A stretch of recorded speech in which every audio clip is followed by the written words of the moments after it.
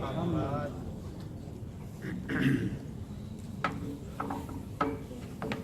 بالله من الشيطان الرجيم. بسم الله الرحمن الرحيم. الحمد لله رب العالمين بارئ الخلائق أجمعين، والصلاة والسلام على الرسول المسدد والمصطفى الأمجد حبيب إله العالمين أبي القاسم محمد. اللهم صل على محمد وآل محمد وعلى آله الهداة الطيبين الطاهرين وأصحابه المنتجبين وعلى جميع أنبياء الله الصالحين. السلام عليك يا أبا عبد الله، وعلى الأرواح التي حلت بفنائك وأناخت برحلك. عليك مني سلام الله أبدا ما بقيت، وبقي الليل والنهار، ولا جعله الله آخر العهد مني لزيارتكم أهل البيت. السلام على الحسين وعلى علي بن الحسين وعلى أولاد الحسين وعلى أصحاب الحسين جميعا ورحمة الله وبركاته. قال الله تعالى في محكم كتابه الكريم: أعوذ بالله من الشيطان الرجيم، بسم الله الرحمن الرحيم. ولقد خلقنا الإنسان من سلالة من طين ثم جعلناه نطفة في قرار مكين، ثم خلقنا النطفة علقة فخلقنا العلقة مضغة فخلقنا المضغة عظاما فكسونا العظام لحما ثم أنشأناه خلقا آخر فتبارك الله أحسن الخالقين. صلوا على محمد. صل على محمد وآل محمد. Respected elders, sisters and brothers in Islam, Assalamu alaikum wa rahmatullahi ta'ala wa barakatuh. One of our responsibilities while living in the West is to be updated with the current issues that are going on all around. And one of the main issues, one of the main contemporary issues that many people are discussing these days are things to do with medical ethics. Things such as stem cell research. What is the viewpoint of Islam on stem cell research? For example, what about abortion? What is the Islamic view on abortion? What about organ donation? Right? You may be sitting down in the office, someone will come and say, "You are Muslim, correct?" And you say, "Yes, I am Muslim." You say, "Okay, I've heard in the news about organ donation, right? I want to know what is the Islamic viewpoint on organ donation, for example, yeah? What about euthanasia, right? Or assisted suicide? Are we allowed as Muslims, if God forbid we were to go through a lot of suffering, are they allowed, the doctors, to end my life, right? Based on my wishes? I say, look, this is too much suffering here. I can't suffer anymore. Is it okay for the doctors to switch off the life support machine, for example, life support machine, or some other way, either they inject me passively or actively? These are all very, very important questions, my sisters and brothers. And today, inshallah, we will try to tackle these particular questions. The reason why I have chosen this topic is for us as Muslims, we shouldn't just know, is it permissible or is not permissible? Is it permissible to use stem cell research or is not permissible? Is it permissible to donate my organ or is it not permissible? No. What we need to do is to know the reasons why it is permissible or not. Yes? We should try to understand the reasons. None of us here, well, I say none, but I think most of us here are not scientists. Perhaps we do have scientists. Not a lot of us here are medics, doctors, right? So perhaps our knowledge of the science is not that great, but that's fine. That's absolutely fine. Today, inshallah, we will highlight some of the scientific issues that we should really understand, the basic principles of these technologies, so that when we argue this case, so that when we are confronted about these issues, so that when we hear in the news about these contemporary issues, we understand them and we actually can give an opinion about that in the society. So inshallah, with your permission, inshallah, we will start with the first question about stem cell research, and before that we would like to hear a very loud salawat ala Muhammad wa ali Muhammad.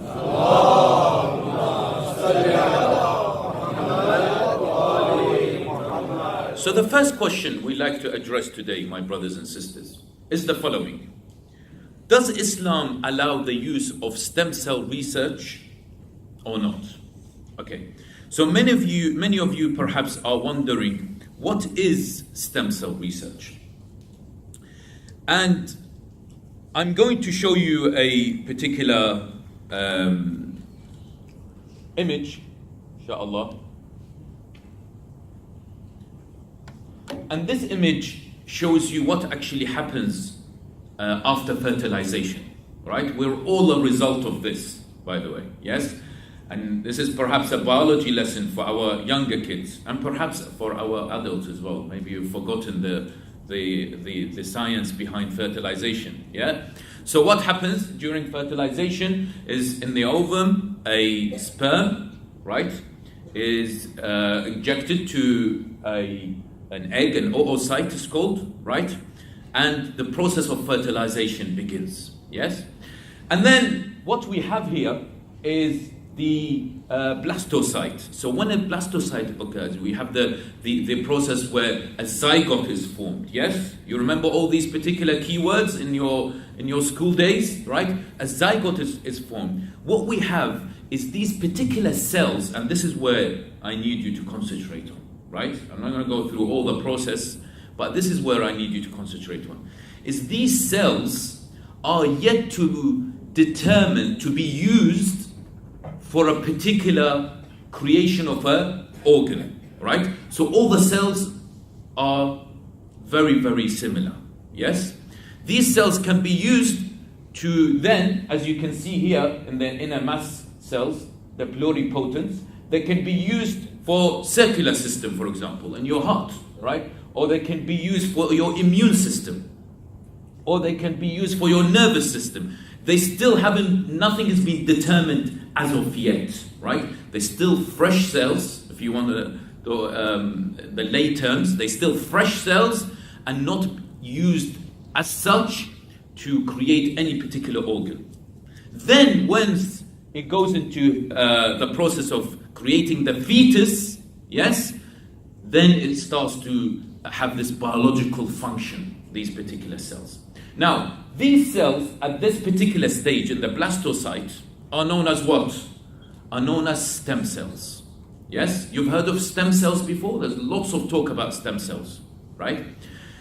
So, what is the question here? The question here is that what scientists are trying to do is they're trying to take these particular cells and use them in the lab, right, to try to repair our organs. So, for example, if someone has a kidney problem, yes, what they do is they try to create a kidney, this is still ongoing research, create a kidney that is called in vitro, which is in the lab, right? In vivo is right inside, but in vitro, in the lab, a repair of the kidney, right? So this is an ongoing research. Now, how is this created? During IVF, right? Many, during embryonic, the process of when they fertilize the sperm and the egg in vitro, right?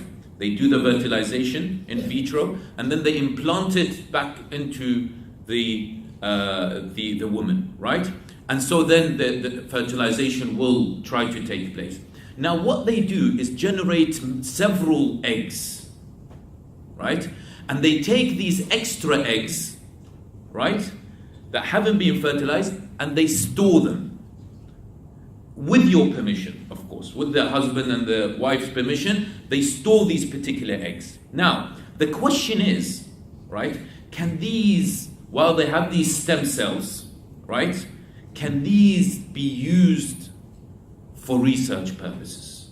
Because some people will argue, well, they say this is a human being. Yes, it's an egg, it's an ovum, it's yes, it's still, it's got stem cells. These stem cells will actually become organs as part of a human being, correct or not? Yeah? But, this ethically, surely that's wrong. How can you use these things that, people are saying, scientists are saying, will help us in our research, but this, could they have a soul in them? Could they have gone through this ensoulment stage, right? What is the questions, the Islamic question here, right? Can, as Muslims, we allow scientists to use these particular stem cells for research, right? This is the question. And according to Pew Research Center, if you want to refer it, Pew Research Center in 2008, they say that the various religious groups, they hold a variety of views regarding stem cell research. And this specifically is the embryonic stem cell research. So for instance, all the major Jewish denominations, they believe that it is permissible to use embryonic stem cell research. Some of the Christian denominations allow it. The Catholics do not. Why? It's because the Catholics, they believe that life begins at conception. Yes? Conception. And therefore creation, then destruction of the human embryo is considered as what? As murder, as homicide. Yeah? They consider this as murder. If you use these particular stem cells and then kill them, you use their eggs and they kill them, etc., then you are actually committing murder, because they believe that life begins at what? Conception. Yes? What is the Islamic point of view here? Yeah? The question, in order for us to answer this question, what we've got to do, my brothers and sisters, is to ask this particular question. When is the beginning of life in a human being according to Islam? More specifically, when does ensoulment begins? What does ensoulment mean? It's when the soul is injected into the human being, right? Now we're leaving a bit of medicine and science because they don't believe in the soul and etc., right? We've now got into the Islamic perspective of this. What does the Quran say about ensoulment? What do our imams say about ensoulment? At which stage does it happen? Now, I'm going to take you towards a journey, inshallah, so we can try to find out the answer to this. When does life begin in a human being, according to Islam? Allah subhanahu wa ta'ala says in Surah Al-Mu'minun verse 12. Remember when I said yesterday, if you were here, it's important when I narrate these particular verses that you note them down, right? So you can go back and refer to them, or go back and read more about them. Okay, we need to strengthen our connection with the Holy Quran, my brothers and sisters, right? So when I recite these particular verses, please do go and take a note about them. So Surah Al-Mu'minun, chapter 23, I believe, chapter 23, verses 12 to 14. Okay? Bismillah ar-Rahman ar-Rahim. These are the verses that I narrated at the start of this talk. Bismillah ar-Rahman ar-Rahim. وَلَقَدْ خَلَقْنَا الْإِنسَانَ مِنْ سُلَالَةٍ مِنْ طِينٍ. Allah subhanahu wa ta'ala says, and certainly we created man of an extract of what? What were we made of? Of teen, of clay. Yes? ثُمَّ جَعَلْنَاهُ. So Allah subhanahu wa ta'ala is describing the process. Yeah? He's getting into medical issues here. Yeah? Go back to the Quran, it's talking about medicine. Say, ثُمَّ جَعَلْنَاهُ نُطْفَةً فِي قَرَارٍ مَكِينٍ. Then we made him a small seed in a firm resting place. So nutfa is the sperm and ovum. Remember the fertilization. ثُمَّ خَلَقْنَا النُّطْفَةَ عَلَقَةً. Then we made the seed a clot. So alaqa is what? Is the embryo. Allah created the embryo. This is the process. ثم خلقنا النطفة علقة فخلقنا العلقة مضغة. And then we created the clot, a lump of flesh. Al-mudgha is the fetus. Yeah? So, ثم خلقنا النطفة علقة فخلقنا العلقة مضغة. So we created the fetus. فخلقنا المضغة, the fetus, عظاما. Then we made in the lump of flesh bones. Right? From fetus, Allah subhanahu wa ta'ala then started creating this human being. And then bones. فَكَسَوْنَا الْعِظَامَ لَحْمًا. Then what happens is then we clothe the bones with flesh. Right? Then we caused it to grow into another creation. ثُمَّ أَنشَأْنَاهُ خَلْقًا آخَرَ فَتَبَارَكَ اللَّهُ أَحْسَنُ الْخَالِقِينَ. So blessed be Allah, the best of creators. Right? This is the process what Allah subhanahu wa ta'ala is describing. Now, how is this important to us? There is a hadith from our sixth Imam, Imam al-Sadiq alayhi salam.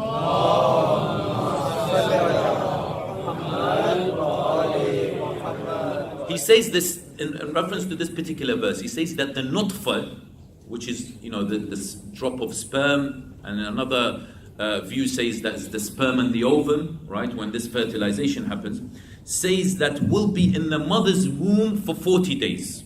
This is the time. It says that this happens in 40 days, right? Then it becomes an alaqa. What is the alaqa? What is the alaqa we just said? It's the embryo. Yes? We said alaqa is the embryo. So when it happens, right? He says then after that is 40 days. So then becomes an alaqa after 40 days. So the first thing is 40 days. What happens is the nutfa, right? And then the alaqa is 40 days. And then after that, another 40 days becomes a mudgha, right? What is a mudgha? A fetus, right? So remember, it's when the sperm and the ovum, right? Fertilization, and then the embryo, and then the fetus, right? And the stem cells are created around that time of the embryo, right? When you have the embryo, the fetus is later on. Remember that particular diagram I showed you, right? So overall, he then says, overall these 40 until we reach the human fetus is how many days? 120, mashallah, people are awake. Then and how many months is that? 4 months, yes? So it's 4 months. Then he says that if the 4 months is completed, Allah sends the 2 angels. And then he goes on and says, Allah subhanahu wa ta'ala will what? Will blow into this being. Right? So it happens after 120 days. It happens after 4 months. Now, I'm going to show you a figure. Might look a bit scary for some, but that's fine.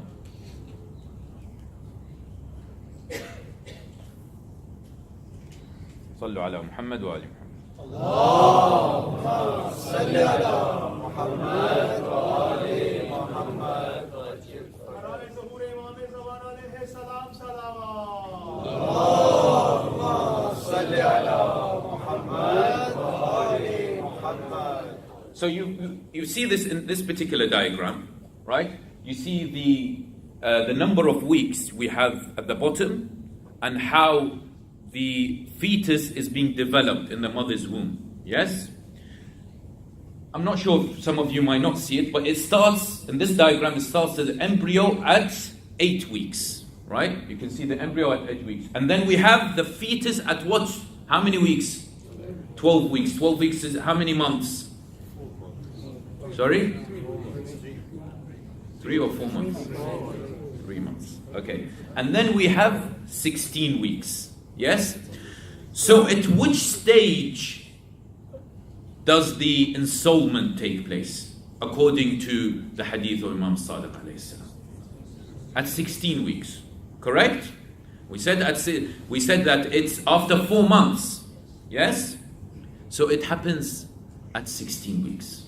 Right? Around 16 weeks. Between around 12 weeks to 16 weeks. Something along that. Right?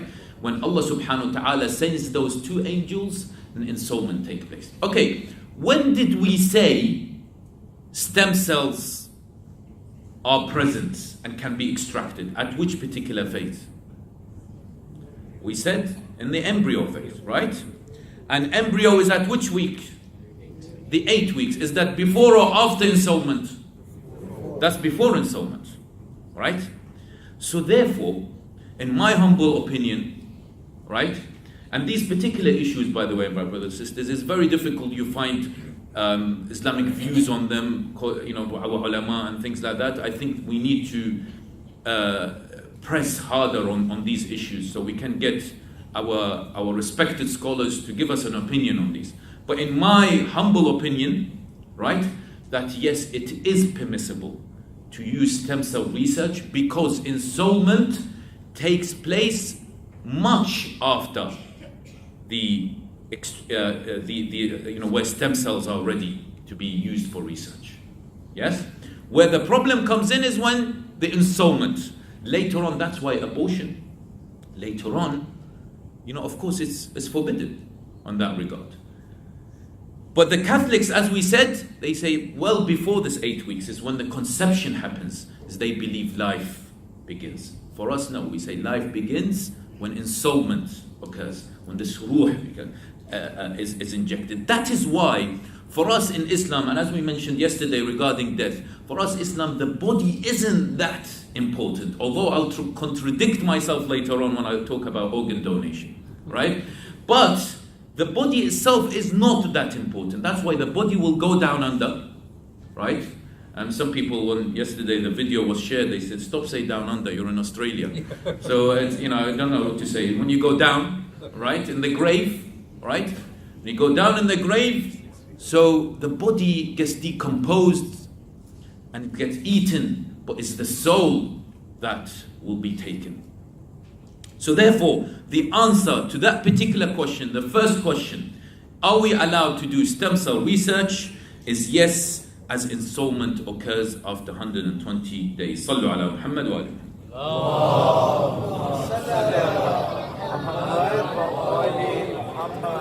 The next question, my brothers and sisters, that I would like to discuss with you today, inshallah, is as Muslims, should we support euthanasia or assisted suicide? Now, what is euthanasia?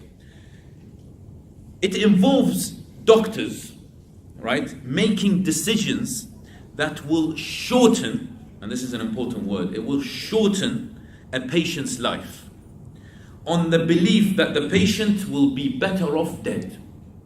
So God forbid, inshallah, la samahallah, if certain people go through a condition such as cancer, such as MS, multiple sclerosis, all these very, very difficult illnesses. And there are terminal illnesses, for example, right? And you reach the last stage and you say, that's it, I've had enough, I want my life to be ended. And you tell the doctors this. What is the Islamic viewpoint on this particular issue?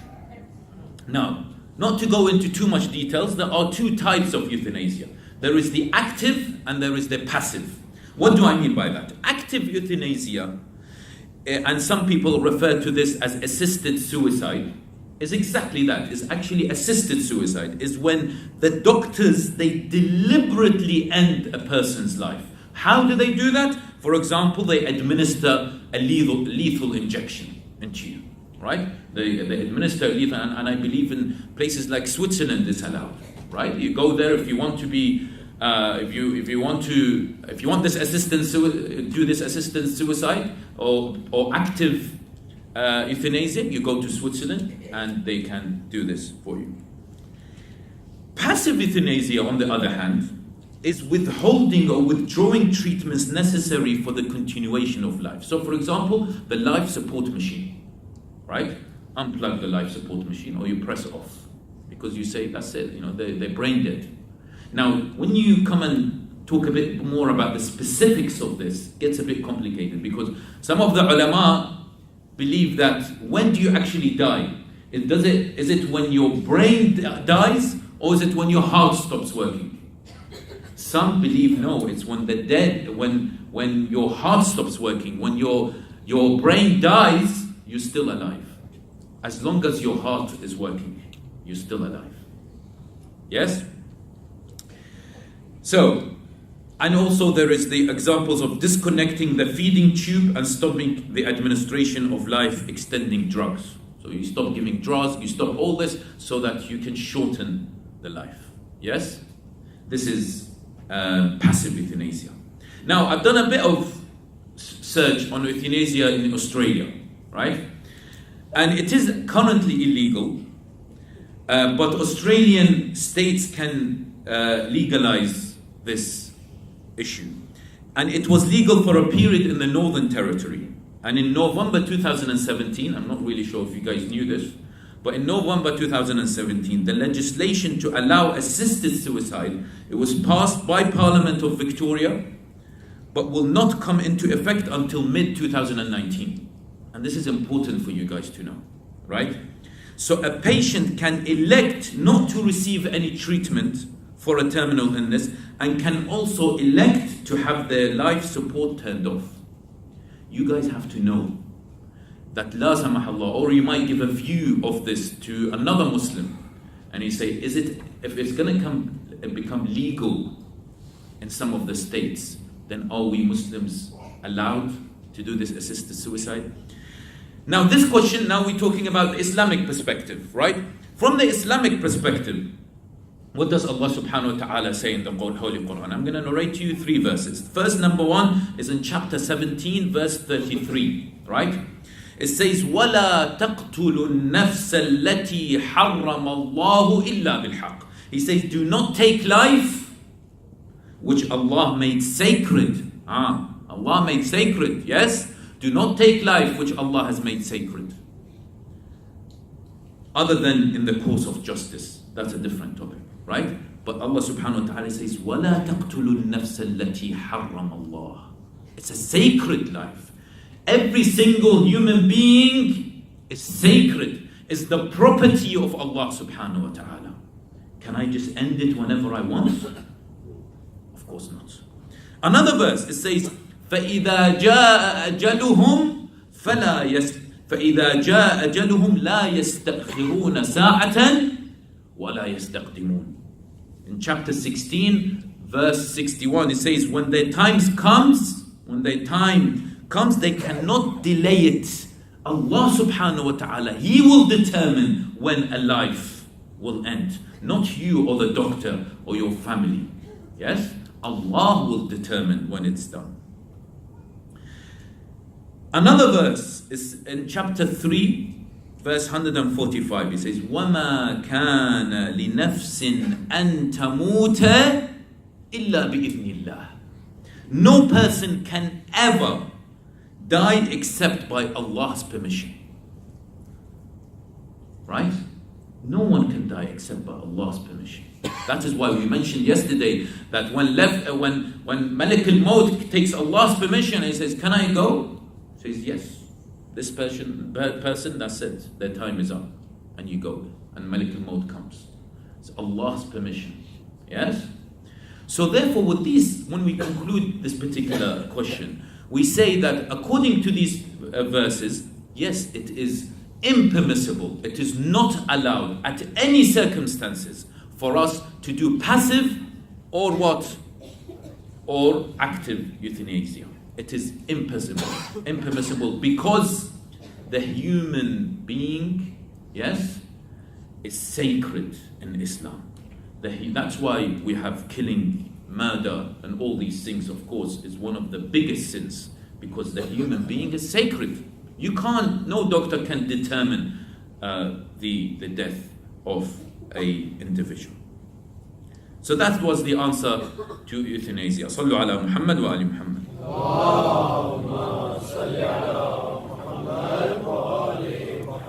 Now it's getting a bit more difficult. The third question, right? Can a Muslim donate some of his organs, his or her organs, to a patient who's in need of transplantation? Now, this particular issue is a very complicated issue when it comes to Islamic viewpoint. There is a whole spectrum of opinions, right? This needs a whole lecture by itself, even more than one lecture, right? And it can get very complicated. But what I'm going to do today is simplify the issues, not go into details, but simplify some of these particular issues.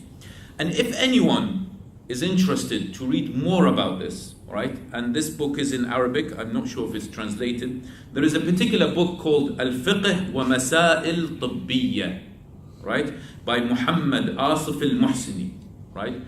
There's 2 volumes, and he goes into details into organ donation and the laws behind organ donation and the reasoning behind organ donation. Yes?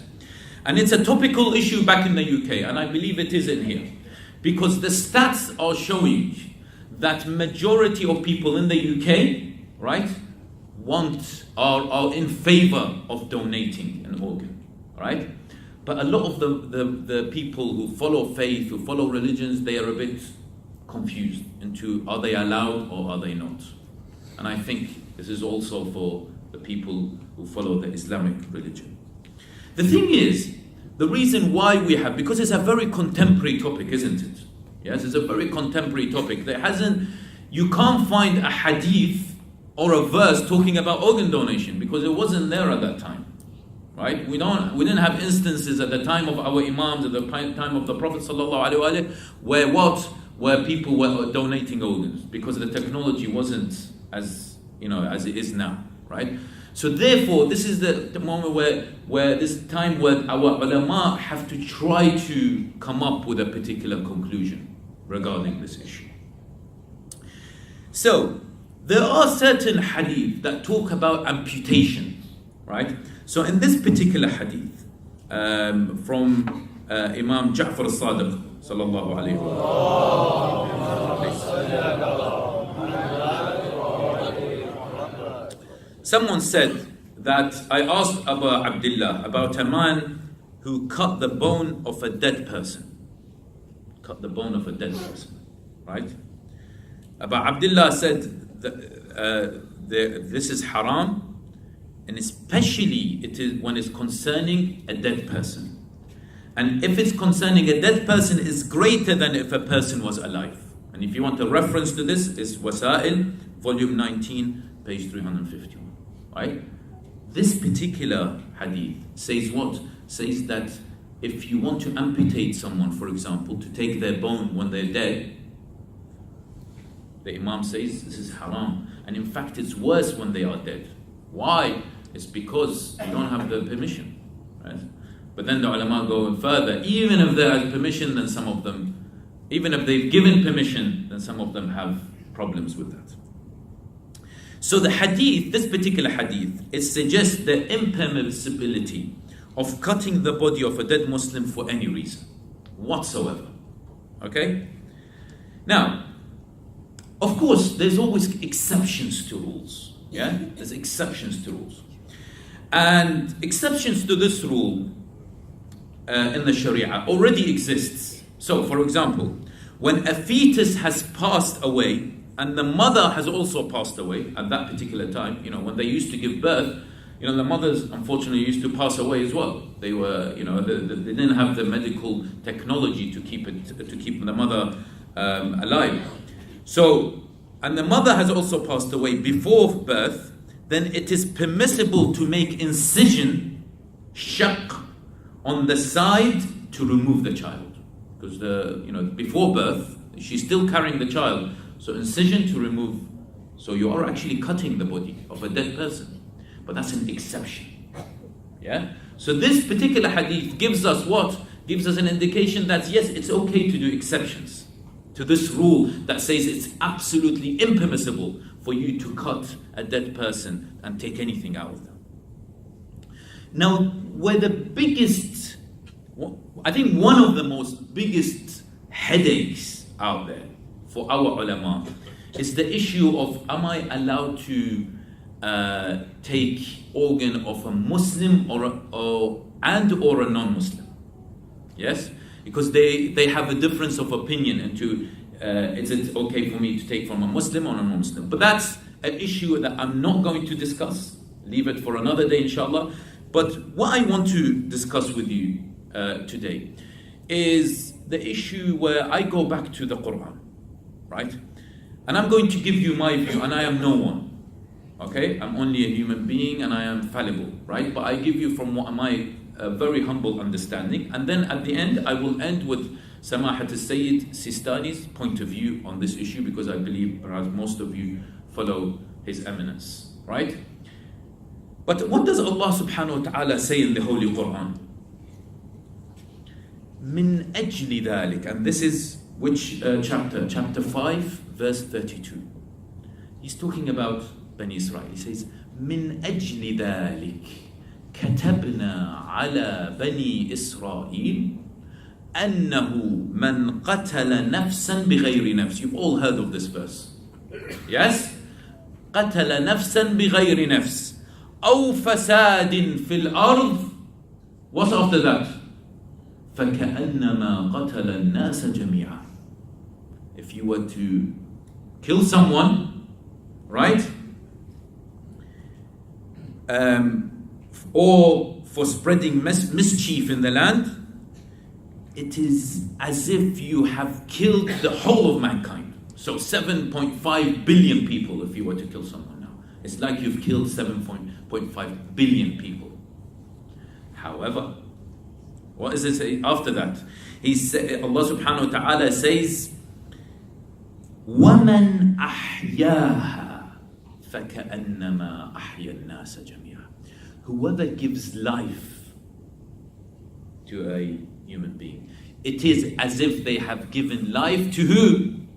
To all mankind. So if you give life to one person, it's as if you have given life to how many people? 7.5 billion people worldwide. Yeah? Now, with my very simple mind, I'm thinking this. I'm thinking, if I was to donate my organ when I die, right? Yes? And if it saves a human life, it's as if I've saved 7.5 billion people worldwide. But that's my point of view. And that doesn't matter. Because what we need to follow, of course, and His Eminence has, of course, the justifiable reasons why he's come with these particular views, which I will inform you of, inshallah, now. Now, there are two particular cases His Eminence Sayyid Sistani speaks about. He says that when you're alive, donating when you're alive, and donating when you are what? When you're dead. Yeah? Let's talk about when you're alive. When you're alive, he says, yes, it is permissible for you to donate your organ to anyone, Muslim or non-Muslim. Okay? However, this particular organ must not be the one that is important for your survival. But I think this goes without saying, doesn't it? I mean, no one wants to give their heart and then still live. Yes? But they have to mention these things because of certain people. Or your lung, for example. Right? But for example, a kidney. Now, how many Australians out there who would want your kidney? Ponder on this question. Does anyone sitting here, around 300 of you, perhaps, anyone here, and I'm amongst you, considered donating their kidney to a non-Muslim? You've got two, and science tells you, medicine tells you, you're okay with one. You're okay, absolutely fine with one. Yeah? Allah's given you two. There's a purpose Allah's given you two. Maybe so that we can donate one of them. وَمَنْ أَحْيَاهَا فَكَأَنَّمَا أَحْيَا النَّاسَ جَمِيعًا. I'm asking myself this question. Don't worry. I'm not really sure. One of my kidneys to someone else. But then some people will say, oh, what will happen? This person is going to go and, be a fasiq and does everything. But that's not your business. What you have done is that this person is dying. Right? He's on a kidney machine. Right? Dialysis. And I've seen people carry these machines to places sometimes. They carry these in these big bags. Right? And they go through so much trouble, and some of them, they're just dying. If you were to donate one of your kidneys, you will save their life, and you'll be fine with one kidney. Yes? What does Hussein ibn Ali teach us? Is this the path of Hussein ibn Ali? A Muslim living in the 21st century in Sydney, in Australia, will go and say, I would like to donate my kidney to anyone. Please, I know there's different types, of course, and they'll have to find out which type. Put yourself in the waiting list, perhaps. You might get a call one day. And this is just the kidney, and of course there are other things. Now, what about blood donation? Blood donation. And of course it's absolutely permissible. According to all the ulama, as far as I know, but definitely according to His Eminence Sistani. And I know that Imam Hassan Center are doing this blood donation campaign. How many of you have gone or are planning to go, inshallah, tomorrow? I believe, this is again, I am no one, I believe it is mustahab because of this verse. Because your blood and that particular type, especially if you have that rare type, you might be saving a life out there. And we have so much blood. Go and donate blood for the sake of Hussein ibn Ali, who gave all his blood and all his body for you, for Islam. You just not bothered to get up in the morning or afternoon to go to that particular place to donate blood. And how much reward you will get when you see that your religion will also benefit from this. When the local radio station will come, when they will write about this in the newspaper, and they say, oh, look at this, they are Muslim, and not just, they are, which particular Muslims? They are Shia Muslims. Why? What are you doing? Because we are commemorating the martyrdom of the grandson of the Prophet. Who is Hussein? Who is Hussein? And then you start that conversation. Yes? So I highly recommend for everyone here who is allowed. I wanted to go, but I was told that UK people can't do it because we have mad cow disease, for example. It's Australians, they're very sensitive with people coming from outside. So apparently I have mad cow disease, I didn't know that. So I wanted to do it, but inshallah, tomorrow I will be going there. Just to give the moral support. I want you all to join me, inshallah, to go in that particular place. The details, inshallah, I'm sure you have, or if not, it will be given to you later on. We'll go there and inshallah, we'll give the moral support for you to donate blood in the name of Islam, in the name of Hussein ibn Ali. It's beautiful. I know in London they do it a lot, and it gets lots of media attention. Now that's blood donation. Organ donation, we get back to that. What does His Eminence say? He says, yes, you can donate. Again, remember the question. Are you going to put yourself out there and say, I'm going to donate my kidney? Think about it in the name of Hussein. Now, where the issue comes in is when you die. What we have in UK, we have these organ donation cards. We say that if I die, for example, in an accident, God forbid, or whatever, I've still got fresh organs. Use them, open, incision, open me, take all my stuff. Yes? His Eminence says no. It's not permissible. At all whatsoever. For you to donate your organs when you die. Now, certain people say, oh, well, wait a second, the heart is still beating, yes? But you're brain dead. Can we incision take heart? It's very useful for it. He says no. Because he considers death happens when your heart stops beating. Yeah? Not when you're brain dead. When your heart stops beating. There is a view of Sayyid Sistani, but this is in rare circumstances, that says that you can only donate if another Muslim, in his view, only a Muslim, what really requires your organs to live. Then there is a argument, he says, that you can donate there. But generally speaking, he says, no, it is impermissible. Yeah? This is his eminence. I know there are other maraja that differ. And I don't want to go through the different views of the maraja, but it would be interesting, inshallah, if you want, we can sit down later or to go through the certain different views. There are other maraja that say, yes, it is permissible for you to donate your organs when you die. Yeah? And the critical thing where the certain maraja differ is when do you actually consider yourself as a brain dead? When do you consider yourself as dead? You're brain dead or when your heart stops? Yes? And again, we talk about ensoulment, we talk about the issue of soul. When does it depart? When your brain dies or not? When your heart stops.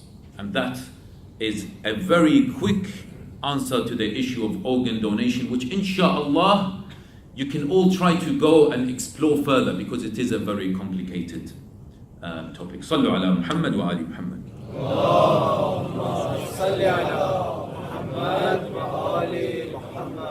And of course, when we talk death and talk about the time when it comes, when we are at the last moments of our lives, yes, we reflect at the time of Karbala, when they knew these are the last moments in Karbala. They knew that's it, this is the time. The time is going to end. And one of them was the companion Habib ibn Mudahir. Now, this particular individual, my brothers and sisters, was a special person. All companions were special, but he was extra special. Why? It's because Habib ibn Mudahir was a companion of the Prophet Muhammad sallallahu alayhi wa sallam. He was a companion of Ali ibn Abi Talib alayhi salam. He was a companion of Al-Hasan al-Mushkaba alayhi salam. And he was a companion of Hussein ibn Ali alayhi salam. He was a person who was very pious. He was a person who memorized the Holy Quran and extremely knowledgeable. Right? He was known for his faith and his loyalty to our Ahlul Bayt alayhim as-salam. He was a very, very special person. And he used to go out in battles with Ali, Amir al-Mu'mineen, Ali ibn Abi Talib alayhi salam, in Hunayn, in other different battles, and he used to come back and ask Ali ibn Abi Talib. He says, O Amir al-Mu'mineen, when am I going to get martyred? And Ali ibn Abi Talib says, wait patiently, my dear Habib. You will be martyred soon. You will be martyred on the day of Karbala with my son Hussein alayhi salam. And of course, he was also the childhood friend of Imam al-Hussein alayhi salam. So Imam al-Hussein had a special relationship with this very special individual.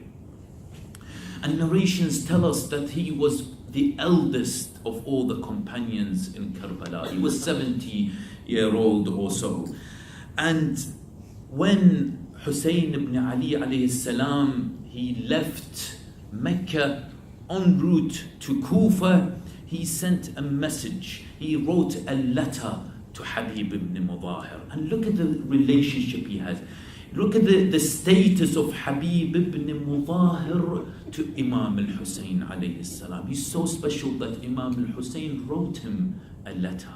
Imam al-Hussein wrote him a letter, and one day Habib ibn Mudahir was sitting having breakfast with his wife. Yes, in Kufa he was having breakfast with his wife, and someone knocks on the door. Habib ibn Mudahir gets up. He goes and answers the door. He goes and opens the door and he says, "Who are you?" He says, "I'm a messenger from Hussein." And he took this letter and he put it on his heart. His heart felt this tranquility, this peace that comes from this Ahlul Bayt. He was mushtaq to Hussein ibn Ali. He hasn't seen him for a long time. And he took this letter and read this letter. And Hussein ibn Ali alayhi salam said that, "Please Hussein, please Habib, come and join me.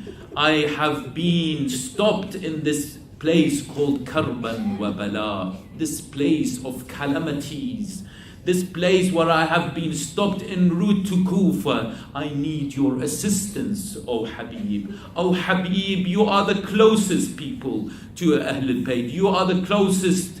You were the companion of the Prophet, of Ali, of my father Ali, of my brother Hassan. I need your help, O Habib."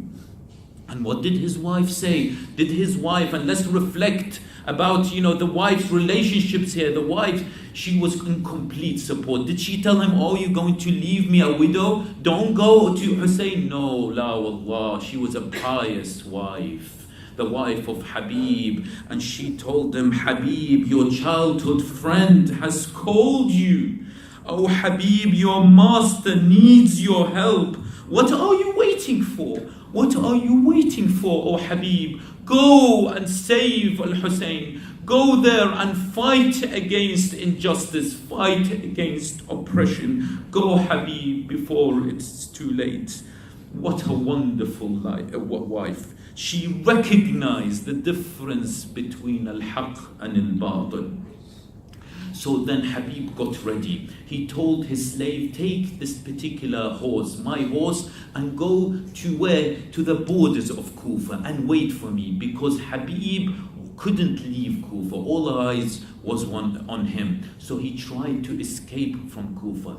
The servant that took the horse, he went to the borders and he waited at night and waited, and Habib did not appear. What did this slave, what did his servant say? He told the horse, "Oh horse, if Habib does not come, I will take you to Abu Abdullah. I will go and sacrifice myself to Abu Abdullah al-Hussein in Karbala." And then Habib ibn Mudahir, of course, showed up. And he told the slave, he told him, "You are now free. Go and do anything you like." But the servant said, "No, please, oh Habib, if I am free now, my master, if I am free now, I want to serve the Ahlul Bayt alayhim salam. Now I have a chance to serve the son of Fatima alayhi salam. And you are asking me to go? You are asking me to leave you? What are you denying me? Why you're denying me a place in Jannah with Abu Abdullah al-Hussein?" So he said, "Come with me then." So they both went towards Karban wa Bala, towards Karbala. And when Habib reached Karbala, late in the evening, Imam al-Hussein alayhi salam, he greeted him with great affection. He took him and hugged him and he said, "Oh Habib." And Habib was very welcomed in that particular place because his special relationship with Imam al-Hussein alayhi salam. And the narrations say that the whole camp of al-Hussein, they cheered and cheered when they saw Habib ibn Mudahir because of his special character. But then there was one particular person who was very also happy, and she heard that Habib ibn Mudahir came to Karbala, and that was Al-Aqila. Zainab alayhi salam. She heard Habib is here, and so she said, told someone to send her salutations, to send her greetings to Habib ibn Mudahir. And someone came, he told Habib, oh Habib, Zainab alayhi salam, Zainab bintu Ali alayhi salam, Zainab ukhtul Hussein alayhi salam, she sends her greetings to you. Welcome to Karbala. And then what did Habib do? He threw his turban down on the ground. He slapped his face and tears rolled down his cheeks as he spoke. What a sad day. What a calamity is this. What has happened to the household of Fatima alayhi salam, the princess, granddaughter of the Holy Prophet, the daughter of Ali and Fatima, is sending her greetings to an ordinary man like me? Yazid, you beast, you tyrant, what have you done to the household of Fatima as-Zahra alayhi salam? And then the day of Ashura came, and Habib in Karbala. At dawn, Ali Akbar gave adhan for the last time. Yazid's soldiers blew the trumpet to the start of the battle, and one by one, Hussein's companion went to the battlefield and gave their life for Islam. Between Dhuhr and Asr time, Habib ibn Mudahir came to Hussein. And look at this. Can we do such a thing? Can we sacrifice ourselves? He came to Hussein alayhi salam and he said, oh Hussein, please my master, allow me to go to the battlefield. Let me sacrifice my life for Islam. And he says, Habib, Hussein said, Habib, my childhood friend, stay with me. Stay with me, I need you, Habib. You give me comfort, oh Habib. You are my friend, you give me comfort. But then Habib persisted and persisted and persisted, and eventually Hussein ibn Ali alayhi salam, he gave his permission.